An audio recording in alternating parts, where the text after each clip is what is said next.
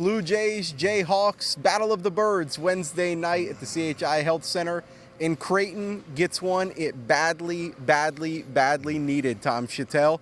John Walker, Tom Shatel with the Omaha World-Herald here in the aftermath of Creighton's 76-63 win over number 1 Kansas in the second top-ranked win for these Jays in 9 months. And another unforgettable night in this building, Tom.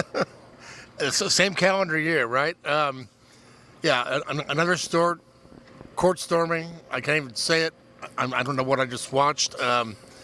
This was more improbable than last year when they had Trey Alexander and Baylor Shireman and others. This is a team that really didn't know kind of who they are. Right. And they've been kind of beat up and sick, as I am. And it's just sort of, unfortunately, I don't have to play. But this was a great performance, and it goes back to their old formula, which they give every year. Make shots at home, crowd explodes. Yep. Momentum, the defense picks up. They had turnovers. They had too many turnovers, and they were helped because KU did not show up tonight. KU was not good. They were awful in a lot of ways. But Creighton took advantage of it, and it was a cool night. This is the reset that this season needed. For sure. They were kind of wondering, okay, KU, and then Bama next week, and then Big East coming up. Where are they? I think that they're 93 in the net, whatever that means.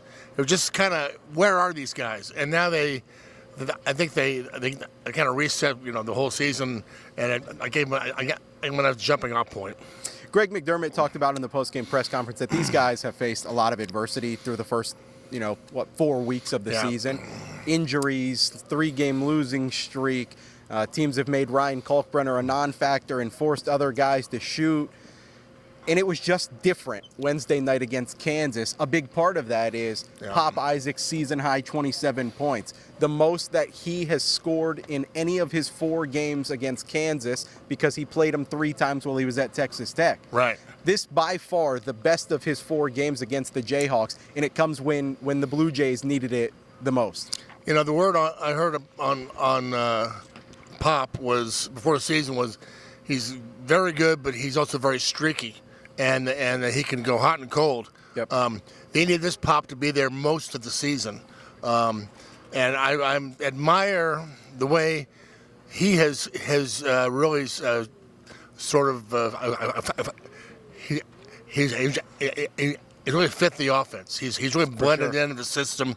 I remember you asked him a question at maybe one of the exhibition games, if he was trying to find a shot, and he goes, "No, I'm not hunting my shot. I'm just playing in the system." So that was right out of the gate. So he totally gets what he's trying to do here. What Creighton's trying to do on offense, and now he's just got the shots have to go in, but they don't have that Shireman, Alexander to get the baskets, and Ashworth too. Just I gotta be honest with you. I thought Candace was gonna just run up and down the floor on him, and their athleticism was gonna blow by him. And he has turned it up a notch going into this last year. He's really playing well. That was kind of always the fear. Creighton really struggled against San Diego State, an athletic team, and then they kind of gave the game away against Texas A&M less than 24 hours later, another athletic team. And so the fear for Creighton coming into this game was always Kansas's athleticism and a little bit of their size, especially when it comes to the backcourt. But the Jays still get 17 from Stephen Ashworth. They get 17 from Ryan Kalkbrenner. But I think when it comes to those two and what they did to help Pop Isaacs kind of put this team over tonight, Ryan Kalkbrenner and the Jays collectively made Hunter Dickinson a non-factor. He finished with 6 points, his lowest since toward the end of last season. Yeah, defensively they went after him and they challenged Candace to make the shots, and have we seen that before? They just didn't do it. That's what teams did to Creighton for the first past 2 weeks. And they'll still do it because they're going to make Pop and Ashworth prove that they can do it all the time. I mean, Ashworth, out here by the line, he's way out there, and he just, but that's what he can do. Now, can they do it all the time? It's easy to get up for Candace at home. Your back's against the wall, so on and so forth.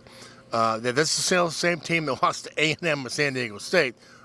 No slight there, but it's the Big East not looking great, but it'll be tough.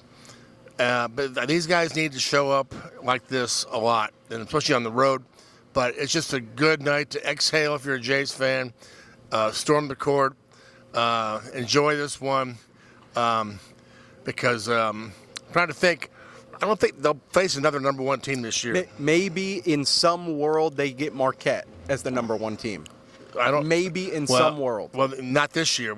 They lost tonight. They did. Iowa State. They're not going to be number one. Couldn't see that game. It was on ESPN Plus. There you go. What the heck's that all about?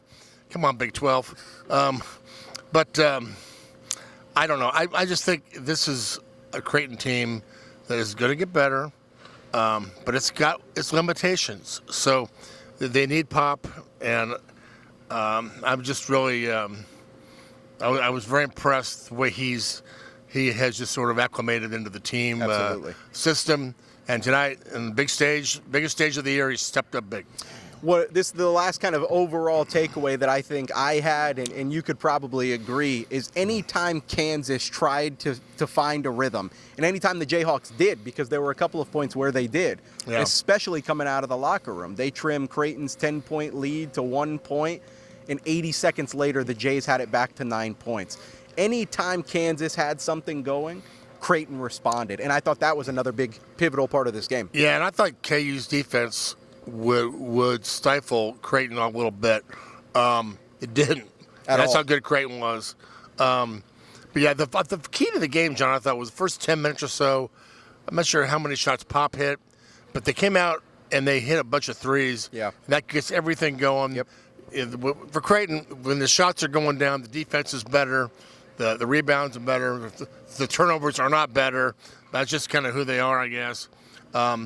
But yeah, they took their shot early in the second half, hit a couple more shots, and it was it. You can probably see the remnants of something that looks like a storm behind us, and that's because they stormed the court here at the CHI Health Center. Tom, do you have anything else before we let them go? I just want to say it's good to see you back from Las Vegas. Thank you. In one piece, and you'll be going to Bama next week, correct? No. Oh no. Won't be at Bama because they gave us a late tip-off. Oh. TV got us again. TV got us again. However, they got Marquette, Iowa State. They got me, Creighton, and Bama. Well, you'll be on the road to the Big East, and that's coming up in 2 weeks. But I don't know what this team will do every game, but I think this is a game. I think it's going to unlock Pop a little bit. I think he's going to take off from here. I think so. That's going to do it from the CHI Health Center. Creighton beats number 1 Kansas for its second win over the top-ranked team in the country in 9 months. He's Tom Shatel. I'm John Walker for the Omaha World-Herald.